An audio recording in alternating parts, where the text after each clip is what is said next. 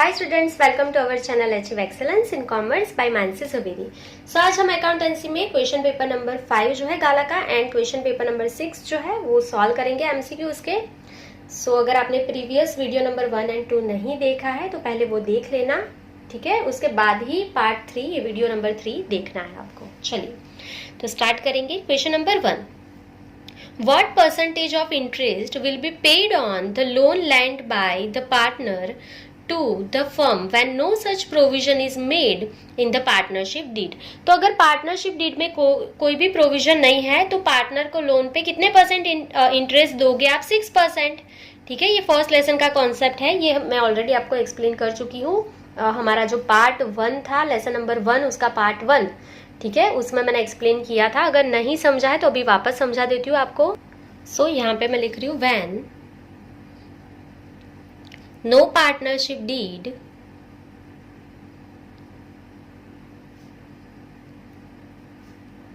Is prepared. या तो आपने पार्टनरशिप डीड प्रिपेयर ही नहीं किया है या तो प्रिपेयर किया है पर लिखा नहीं है उसके अंदर, ठीक है, पर्टिकुलर चीजों के बारे में। तो आपको क्या करना है? तो सबसे पहले आपको ये लर्न रखना है कि interest on capital and interest on drawing जो होगा वो पे नहीं होगा, ठीक है। Number 1, interest on capital of partner can not be paid,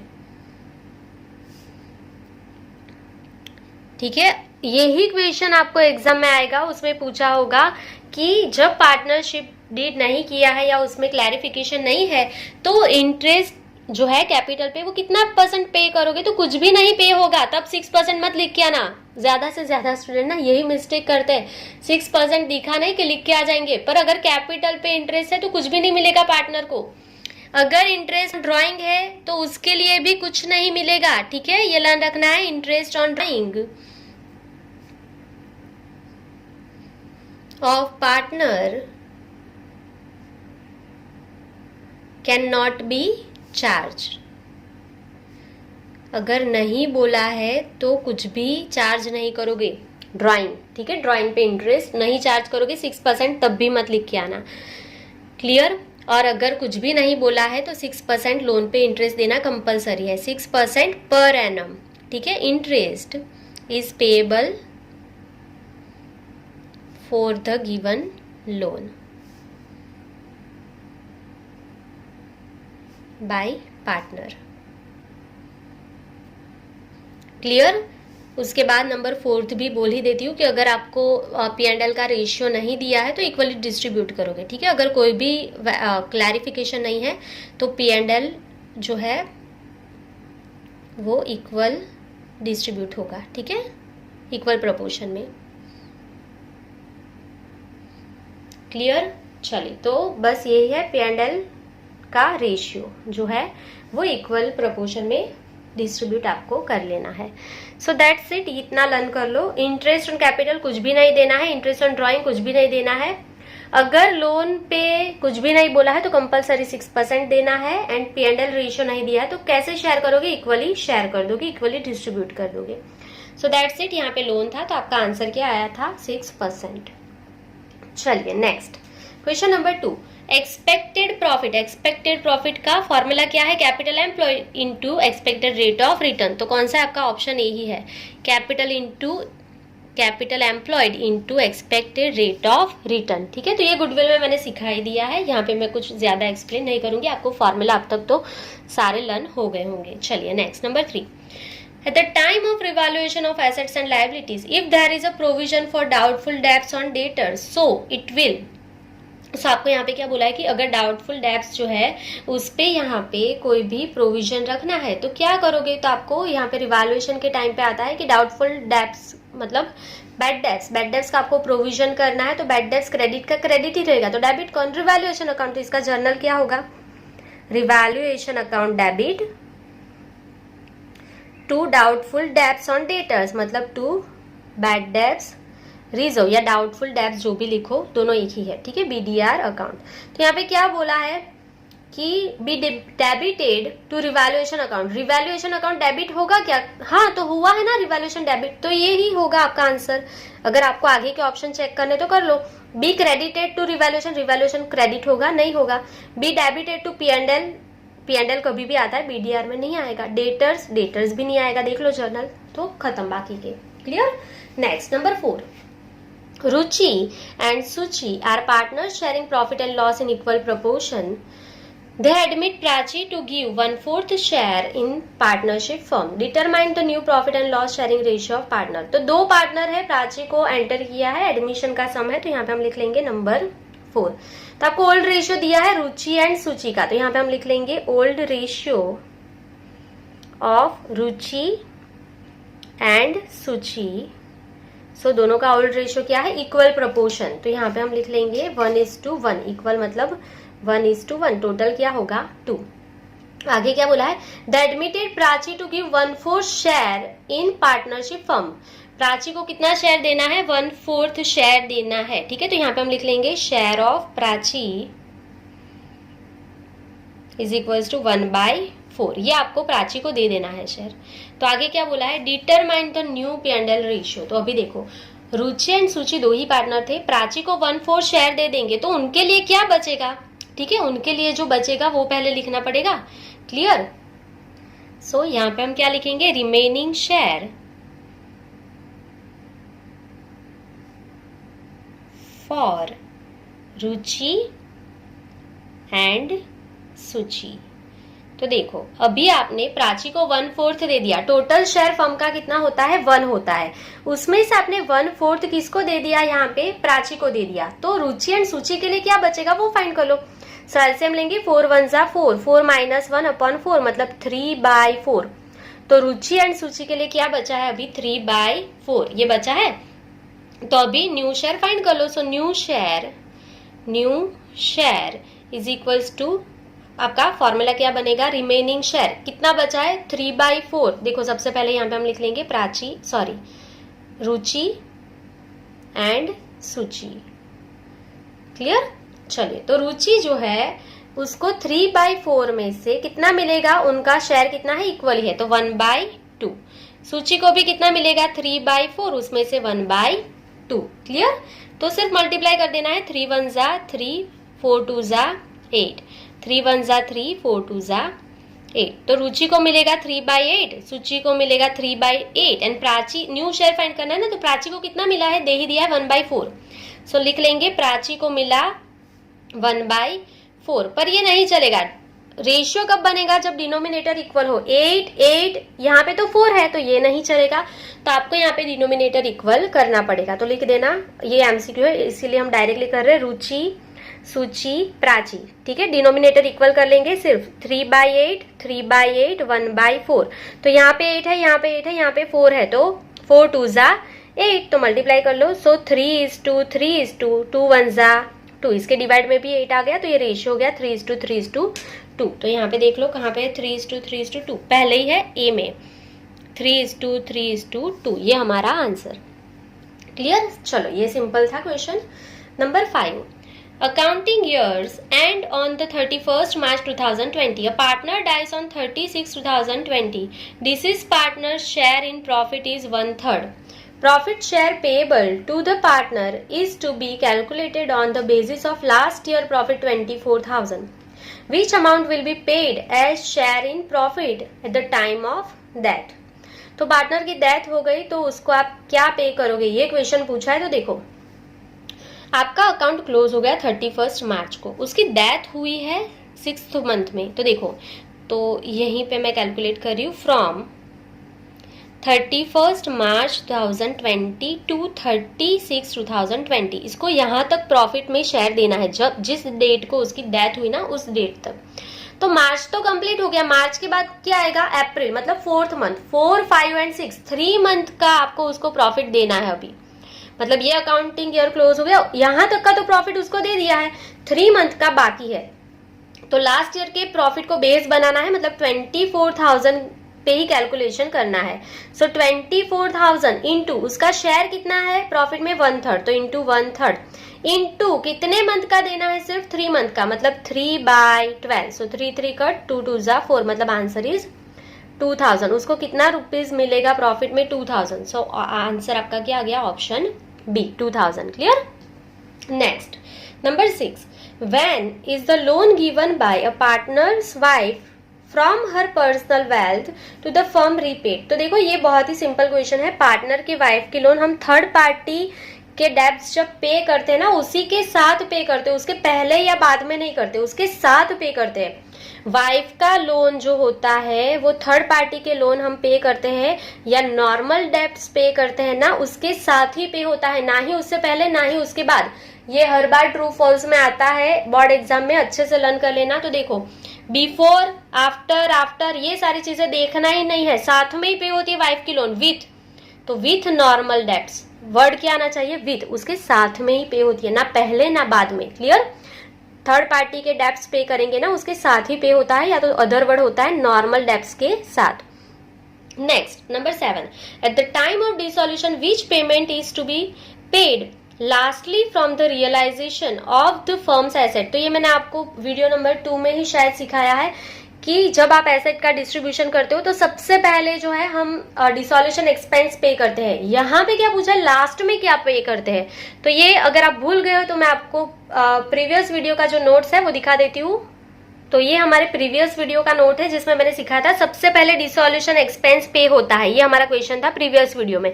आज क्या पूछा है, लास्ट में क्या पे होता है। तो अगर लास्ट में प्रॉफिट बचता है, even if any surplus remain it will be distributed among all the partners in their P&L ratio. तो जो भी बचेगा वो प्रॉफिट होता है P&L रेशियो में पार्टनर को मिल जाएगा, कैपिटल या करंट अकाउंट में। क्लियर। तो अभी हम हमारे क्वेश्चन पे चले जाएंगे।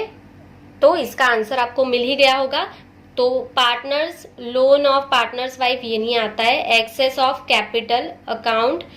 तो देखो जो भी आएगा लास्ट में आपका जो आंसर, मतलब जो भी पैसा बचेगा, जो प्रॉफिट होगा, वो प्रॉफिट कहाँ पे जाएगा, तो एक्सेस ही होगा और वो कैपिटल अकाउंट में जाएगा। तो आपका आंसर क्या है, ऑप्शन बी। क्योंकि लोन भी नहीं है, डिसोल्यूशन एक्सपेंस तो सबसे पहले पे हो जाते हैं, तो वो भी नहीं आएगा।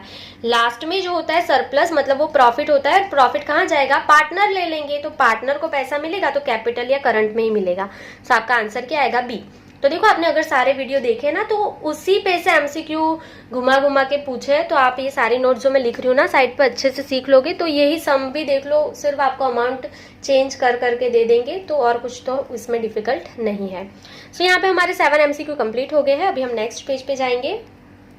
Question number 8, which amount is debited to share capital account at the time of entry for share forfeiture. तो फॉरफीचर जब शेयर को करोगे तब हम कौन सी अमाउंट को डेबिट करते हैं शेयर कैपिटल में, जो आपने पैसा मंगवाया है वो। तो मंगवाया है उसको इंग्लिश में क्या कहते हैं, कॉल्ड अप अमाउंट। तो आंसर क्या आएगा, कॉल्ड अप अमाउंट। ठीक है, जो पैसा मंगवाया है वही डेबिट करते हैं ना।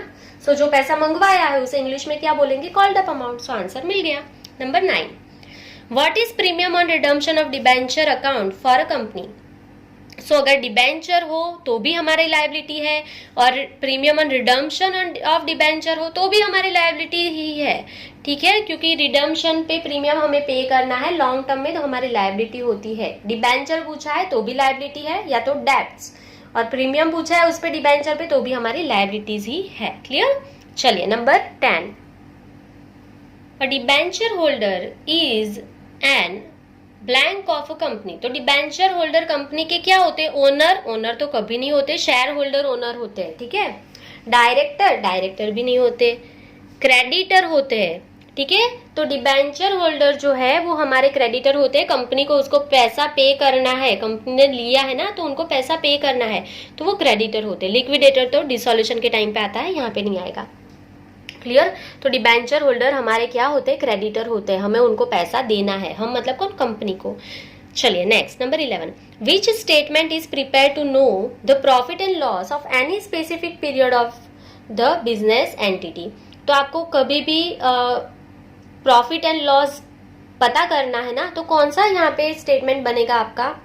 तो यहाँ पे देख लो स्टेटमेंट पूछा है ना, तो बैलेंस शीट तो अकाउंट है, तो पहले ही ये ऑप्शन निकल जाएगा। थोड़ा दिमाग लगाना, ऐसे ही समझ में आ जाएगा।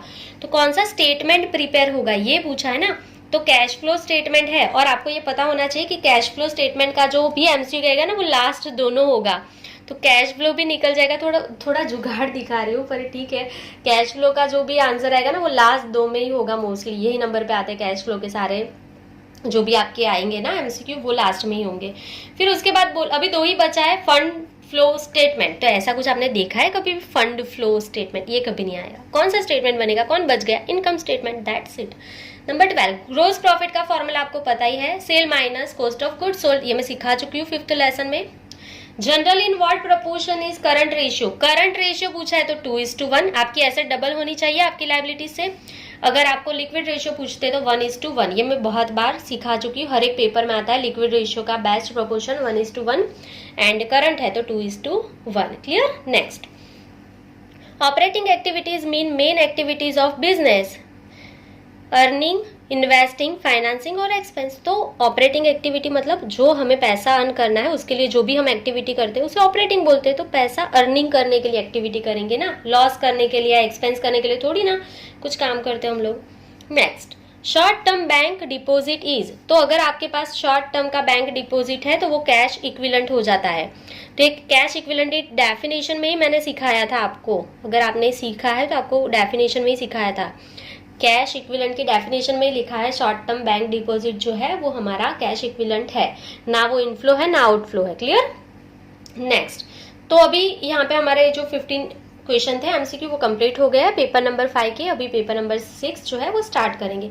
सो अभी तक आपने वीडियो को लाइक नहीं किया है तो लाइक जरूर कर देना, अभी सब्सक्राइब नहीं किया है तो सब्सक्राइब भी कर लेना। चलिए number 6, question number 1, at the end of the year where will you transfer drawing account in fixed capital account method? तो ये मैं पहले भी सिखा चुकी हूँ कि जो हम कैपिटल अकाउंट्स रखते हैं उसकी दो मेथड है, एक तो फिक्स है, दूसरी जो है वो कौन सी है हमारी फ्लक्चुएटिंग है। तो फिक्स कैपिटल अकाउंट की जो मेथड है उसमें दो अकाउंट बनते हैं, एक तो कैपिटल और एक तो करंट। कैपिटल अकाउंट बनता है करंट, अगर आपने आगे का वीडियो देखा तो आपको पता होगा, नोट्स लिखा ही होगा आपने। फिक्स कैपिटल अकाउंट में दो अकाउंट बनते हैं, कैपिटल करंट। और फिक्स कैपिटल अकाउंट मेथड में कैपिटल फिक्स रहता है, वहां पे कुछ भी नहीं जाता। कैपिटल फिक्स रहेगा, वहां पे कोई दूसरी एंट्री नहीं करना है कैपिटल के अलावा। तो जो भी आएगा दूसरी चीजें वो सारी कहाँ पे जाएगी? करंट अकाउंट में। तो यहाँ पे करंट ढूंढ लो, ये रहा टू करंट अकाउंट, क्योंकि फिक्स कैपिटल अकाउंट में कैपिटल फिक्स रहता है तो उसमें कुछ भी नहीं लेके जाना है, ना ड्रॉइंग ना इंटरेस्ट ऑन ड्रॉइंग, कुछ भी नहीं। ठीक है, तो सारी चीजें जो बाकी की है वो कहाँ पे जाती है? करंट अकाउंट में। Next, number 2, which method is appropriate for the competition of goodwill when every year profit is increasing? अगर प्रॉफिट इंक्रीज हो रहा है तो हम वेटेड एवरेज यूज करते हैं, ठीक है, और अगर प्रॉफिट डिक्रीज हो रहा है तो हम एवरेज मेथड यूज करते हैं। तो ये तो आपको पता ही है, गुडविल आपने बहुत अच्छे से सीखा है। चलिए, तो 2 क्वेश्चन कंप्लीट हो गए, अभी नेक्स्ट पेज पे जाएंगे। Question number 3, to which account will the amount of reserve fund to be credited at the time of reconstruction of partnership? तो आपको क्या बोला है? रिकंस्ट्रक्शन ऑफ पार्टनरशिप के टाइम पे आप क्या करोगे? तो आपको रिजर्व फंड जो है ना उसका जर्नल क्या होगा? तो आपको ये पता है कि रिजर्व फंड जो है वो पार्टनर ले लेता है, तो रिजर्व फंड रिवैल्यूएशन के टाइम पे क्लोज होगा तो फंड क्रेडिट की जगह पे डेबिट हो जाएगा। तो जर्नल क्या होगी? तो number 3, reserve fund account debit, reserve fund account debit, और ये पैसा कौन ले लेगा? पार्टनर। तो 2 पार्टनर्स कैपिटल और करंट अकाउंट, ये हमारी जर्नल होगी। चलिए, तो आपको क्या पूछा है कि क्रेडिट क्या होगा? तो क्रेडिट कौन होगा? Partner, capital and current. तो यहाँ पे देख लो, partner, capital and current account, ये क्रेडिट हो जाएगा। तो आपको आंसर मिल गया है, answer D. Clear? Next, number 4, Meet and Jeet are partners sharing profit and loss in the ratio of 3:1. They admitted Preet as a new partner in firm. New profit and loss sharing ratio is determined as 2:1:2. ठीक है, 2:1:2. Find out the sacrifice ratio of old partner. तो sacrifice ratio find करना है तो लिख लेंगे number 4। Old ratio लिख लेंगे पहले, 2 पार्टनर है मीत एंड जीत, उसका रेशियो है 3:1, तो टोटल क्या होगा? 4। आगे क्या बोला है, न्यू रेशियो भी आपको दे दिया है, तो हम यहाँ पे लिखेंगे new ratio of Meet, Jeet and Preet, और वो क्या है 2:1:2, टोटल क्या होगा 5। तो आपको फाइंड क्या करना है, sacrifice ratio. So sacrifice ratio is equals to old share minus new share. ये आपको सिखाया ही है, लर्न ही होगा। चलिए, तो सबसे पहले मीत का सेक्रीफाइस फाइंड करना है, मीत एंड देन जीत। चलिए, तो फाइंड कर लेंगे। ओल्ड शेयर मीत का क्या है 3/4 माइनस न्यू शेयर कितना है मीत का 2/5। जीत का old share 1/4 and new ratio Jeet बीच में है तो 1/5। सिर्फ क्रॉस मल्टीप्लाई, डिवाइड में मल्टीप्लाई कर लेंगे। 5 3 ज़ा 15 माइनस 4 2 ज़ा 8 होल डिवाइड बाई 4 5 ज़ा 20। 5 1 ज़ा 5 माइनस 4 1 ज़ा 4 4 5 ज़ा 20। 15 minus 8 is 7 7 divide by 20 and 5 minus 4 मतलब 1 डिवाइड बाई 20। तो डिनोमिनेटर इक्वल है तो रेशियो मिल गया 7:1। Sacrifice ratio is 7:1। तो यहाँ पे देख लो आंसर में है क्या 7:1। So answer C. क्लियर। चलिए next, A, B and C are the partners sharing profit and loss in the ratio of 6:3:1। यहाँ पे 1 है, 6:3:1। C retires, share of C is taken up by A and B in the ratio of 3:2।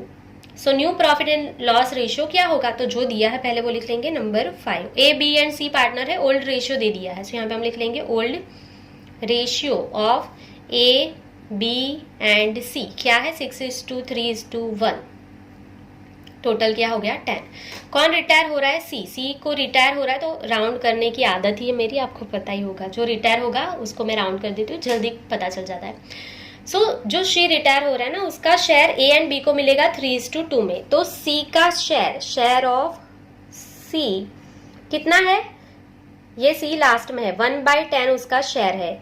ये share वो देके जाएगा A and B को, और कितने रेशियो में देके जाएगा, रेशियो कौन सा था यहाँ पे 3:2 में देके जाएगा। 3:2 मतलब 5। तो 1/10 में से ए एंड बी को कितना मिलेगा 3:2 मिलेगा, मतलब 3/5 इसको मिलेगा एंड 2/5 इसको मिलेगा। सो मल्टीप्लाई कर दो, 3 1 ज़ा 3 10 5 ज़ा 50, 2 1 ज़ा 2 10 5 ज़ा 50। सो आपको शेयर मिल गया। अभी आपको सिर्फ न्यू रेशियो फाइंड करना है, तो आपको फॉर्मूला तो आता ही है। New ratio is equals to old share plus gain share. ये मैं सिखा चुकी हूँ 6th लेसन में, नहीं सीखा है तो वीडियो देख लेना डीपली एक्सप्लेनेशन के लिए, अगर नहीं आता है तो ए का देख लेंगे, बी का देख लेंगे। ए का ओल्ड शेयर क्या है, ए यही रहा 6/10।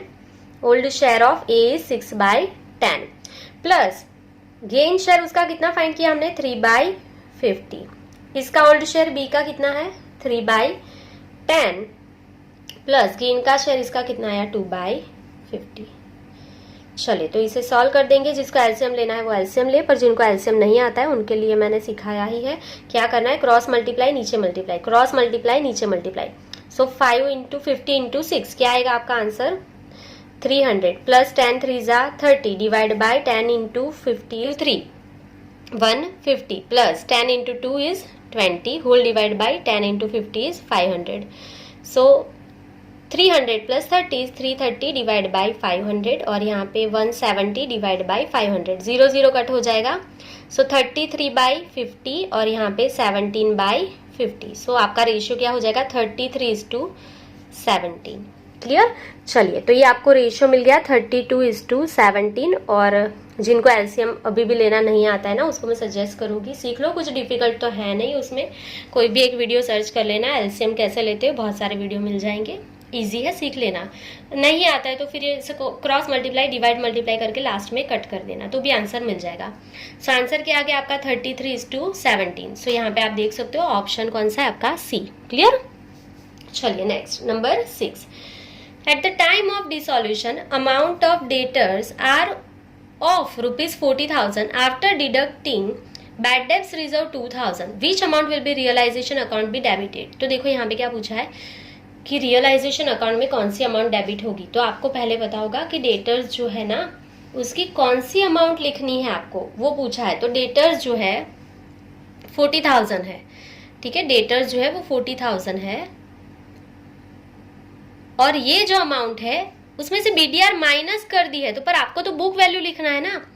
डेटर्स माइनस कर दिए हैं, डेटर्स में से बीडीआर माइनस कर दिया, आपको प्लस करना है वापस बीडीआर। तो डेटर्स की बुक वैल्यू क्या होगी, 42,000 डेटर्स की बुक वैल्यू होती है। तो आपको पता है डिसॉल्यूशन के टाइम पे बुक वैल्यू से ही डेटर्स क्लोज होते हैं।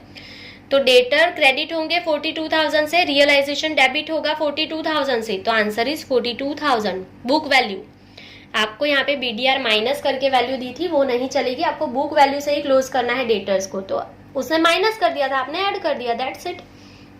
Next, which balance of account is not transferred to realization account on date of dissolution? Dissolution के टाइम पे कौन सी एसेट क्लोज नहीं होती है, कैश एंड बैंक, क्योंकि कैश एंड बैंक किसी को सेल नहीं करते हैं।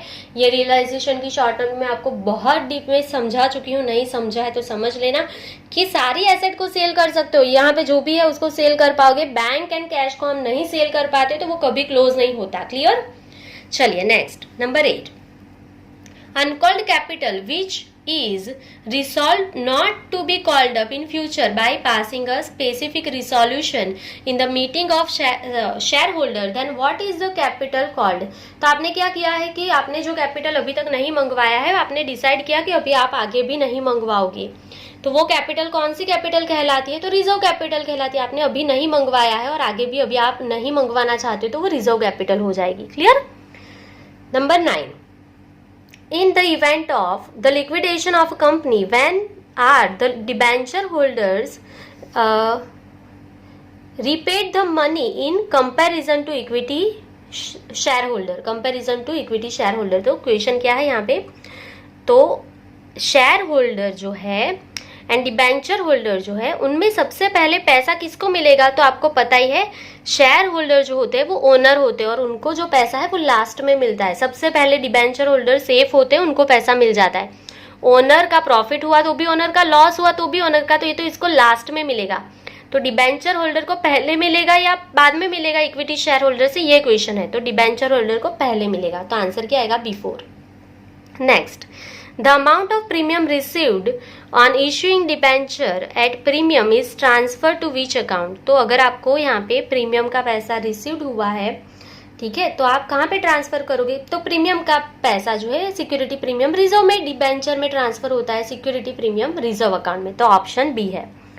Number 11, on which basis mostly all stakeholders take their investment decision? तो इन्वेस्टमेंट जो है उसके डिसीजन जो है शेयर होल्डर कौन से बेसिस पे लेते हैं, तो ऑब्वियसली आप जितना ज्यादा कमाओगे उतना ज्यादा आपका प्रॉफिट होगा, तो उस हिसाब से ही वो इन्वेस्ट करेंगे ना। तो अर्निंग कैपेसिटी, आप कितना पैसा कमाते हो उसका जो है वो शेयर होल्डर जो है वो पहले एनालिसिस करेंगे, उसके बाद ही इन्वेस्टमेंट करेंगे आपकी कंपनी में, तो वो अर्निंग कैपेसिटी देखेंगे आपकी कंपनी की, दूसरा कुछ नहीं देखेंगे। नंबर 12, वर्किंग कैपिटल का फॉर्मूला क्या है, तो आपको पता है current asset minus current liability, तो यहाँ पे ऑप्शन बी है current asset minus current liability. तो ये फॉर्मूला हमने 5th लेसन में सीख ही लिया है, अगर आपने नहीं सीखा है तो सीख लेना, 5th लेसन में सिखा चुकी हूँ आपको बहुत बार।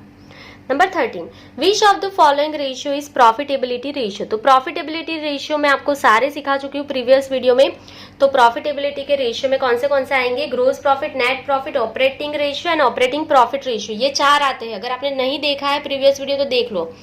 तो यहाँ पे देख लो, स्टॉक टर्नओवर लिक्विड नहीं आएगा, ऑपरेटिंग आता है, ऑपरेटिंग प्रॉफिट होता तो वो भी आता, तो आपको आंसर मिल गया है बी, ऑपरेटिंग रेशियो। तो देखो आपने अगर प्रीवियस वीडियो किया है तो ये क्वेश्चन आपका अच्छे से कंप्लीट हो जाएगा। चलिए अभी हमारे लास्ट 2 क्वेश्चन यहाँ पे बाकी है, वो कंप्लीट कर लेंगे। Number 14, current asset and current liabilities are result of which activity? तो आपको क्या बोला है कि current asset and current liabilities कौन सी एक्टिविटी का रिजल्ट है, तो आपको पता ही है वो ऑपरेटिंग में आता है। Current asset and current liabilities कहाँ पे आता है, ऑपरेटिंग एक्टिविटीज में आता है। Next, cash flow statement means showing cash inflow, सिर्फ वो इनफ्लो दिखाएगा नहीं, आउटफ्लो भी तो दिखाएगा। Showing cash outflow, only outflow थोड़ी दिखाएगा, इनफ्लो भी दिखाएगा। So showing cash inflow and cash outflow statement, तो कैश फ्लो स्टेटमेंट क्या है, जो कैश का इनफ्लो भी दिखाता है और कैश का आउटफ्लो भी दिखाता है, सिर्फ आपको इनफ्लो ही नहीं दिखाएगा, आउटफ्लो भी दिखाएगा। क्लियर?